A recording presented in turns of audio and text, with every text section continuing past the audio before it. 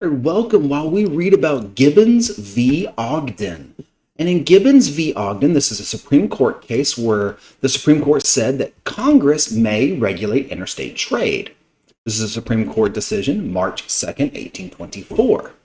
Gibbons v. Ogden established that the states cannot interfere with the power of Congress to regulate commerce. The federal law wins. The state of New York agreed in 1798 to grant Robert Fulton and his backer, the guy who paid for all his stuff, Robert R. Livingston, a monopoly. Oh, see that little one right there? Let's see, what does that mean?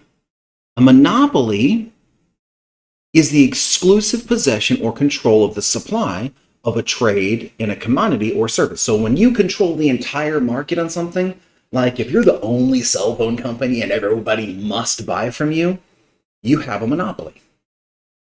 So these guys, Robert Fulton and Robert R. Livingston, they got the city of New York, the state of New York, to grant them a monopoly. Say, here, the government is giving you a monopoly on steamboat navigation in state waters if they developed a steamboat capable of traveling 4 miles an hour upstream on the Hudson River. Now, that doesn't sound like a big deal, but if you can travel upstream against the current, it means you don't have to go back out to the ocean and sail up the ocean. You make trips a lot faster. The faster you make trips, the more money you can make. Money, money, money!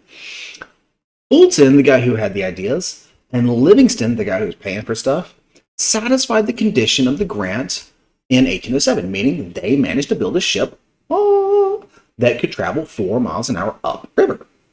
Afterward, Aaron Ogden purchased from Fulton and Livingston the right to operate the steamboats between New York and New Jersey. In 1819, Ogden sued Thomas Gibbons, who was operating steamboats in the same waters without permission. Look, I paid good money for the right to be the only dude doing this. Now, what are you doing with this? And Ogden won in 1820. Gibbons appealed. If you appeal, you apply to a higher court for a reversal of the decision of a lower court. Gibbons appealed to the U.S. Supreme Court saying, hey, bro, this is not fair. You have to fix this. Contending that he was protected by a federal license to engage in coastal trade. His case was argued before the Supreme Court by Daniel Webster.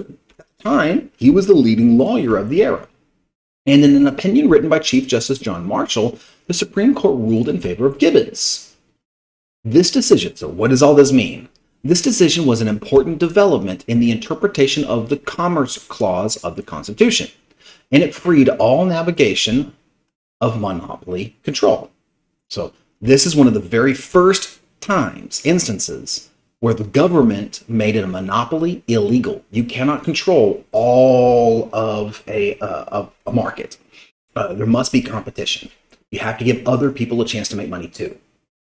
The dismantling of the navigational monopolies helped in the settlement of the West by creating economic opportunities. And right here we have Aaron Ogden, here we have Thomas Gibbons, here we have Daniel Webster, and here we have John Marshall. So hope you're learning, and I hope you're having a great time.